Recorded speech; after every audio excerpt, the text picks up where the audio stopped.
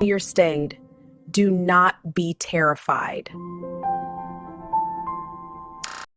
मसीह में प्यारे, जब हम इस पवित्र दिन पर परमेश्वर की शानदार मौजूदगी में इकट्ठा होते हैं, तो आज का गॉस्पेल हमें युद्धों, भूकंपों और बिजली कड़कने से हिली हुई दुनिया को ईमानदारी से देखने के लिए कहता है। शिष्यों के सवाल हमेशा गूंजते रहते हैं, अनजान चीजों का पुराना डर उनके दिलों को तेज कर देता है।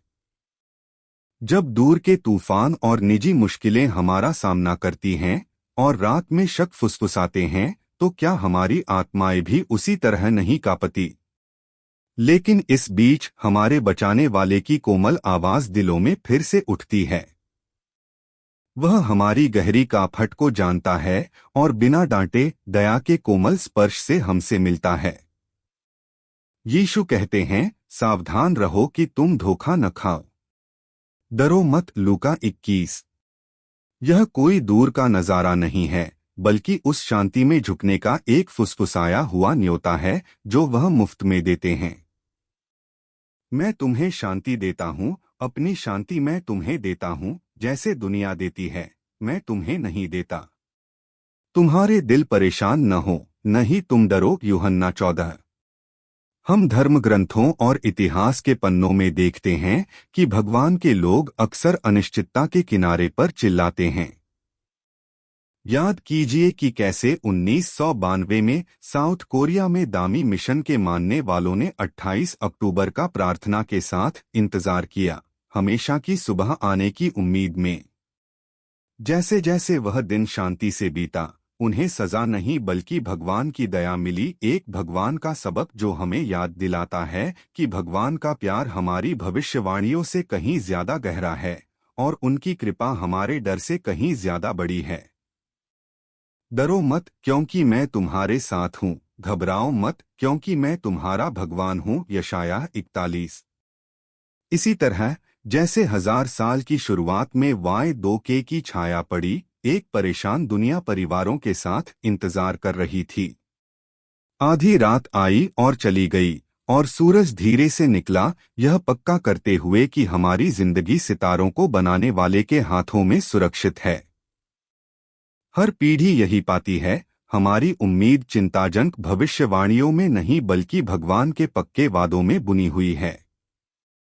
कल चिंताएं पास में हो सकती हैं, किसी बच्चे का अनिश्चित भविष्य, किसी मुश्किल से गुजर रही दोस्ती, या दुनिया जो ठीक होने के लिए तरस रही है। ये सब सच हैं, लेकिन आप अकेले नहीं हैं। जो भगवान आपको जोड़ता है, वह हर चिंता और मन की प्रार्थना को जानता है। वह डर को इकट्ठा करता है और उन्हें विश्वास की चिंगारी में बदल देता है। किसी भी बात की चिंता मत करो, बल्कि हर बात में प्रार्थना और विनती के साथ, धन्यवाद के साथ अपनी मांगे भगवान के सामने रखो। और भगवान की शांति, जो समझ से परे है, मसीह यीशु में तुम्हारे दिल और दिमाग की रक्षा करेगी। फिलिप्पियों 4। ऐसी आवाजों पर मत चलो जो रहस्यमयी ज्ञान या टाइम टेबल का वादा करती हैं। यीशु कहते हैं कि समय की लय पिता के हाथों में है, लेकिन उस दिन या घंटे के बारे में कोई नहीं जानता, सिर्फ पिता। मैथ्यू 24। हमारा बुलावा आसान और प्यारा है, आज खुली बाहों से उसका सामना करना, डर की ठंड के बजाय विश्वास की पक्की चमक को चुनना, चिंता की छाया के बजाय उम्मीद की गर्मी को चुनना। याद रखें, मैं हमेशा तुम्हारे साथ हूँ, दुनिया के आखिर तक। मैथ्यू 28। प्यारे, जैसे जैसे यह नया हफ्ता शुरू होता है, जब परछाई लंबी होती है या अपनों की आंखों में तूफान झलकता है, तभी बचाने वाले को अंदर बुला। प्रार्थना को आह की तरह लो, ध्यान से सुनो और एक कप चाय के साथ कहो, मैं यहाँ हूँ। इस तरह उस शांति का जीता जागता जरिया बनो जो समझ से परे है, जो चुपचाप कहता है, भगवान तुम्हें देखता है और वह मुस्कुराता है। इस आयत को हमारे दिलों में गहराई तक उतरने दो, रात के लिए लोरी की तरह। डरो मत, ल्यूक 21। आइए प्रार्थना करें।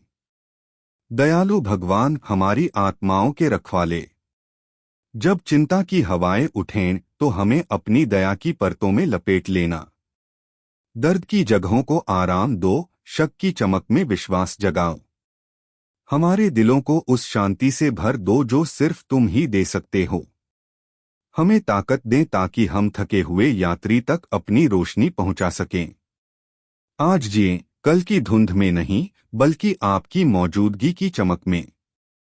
हमारे प्रभु मसीह के जरिए जो सभी तूफानों को शांत करते हैं। आमीन। इस हफ्ते मसीह की शांति आपके दिलों और घरों की रक्षा करे। प्यारे, विश्वास की ऊर्जा के साथ आगे बढ़े, यह जानते हुए कि हमारा उद्धारकर्ता हमेशा आपके साथ है।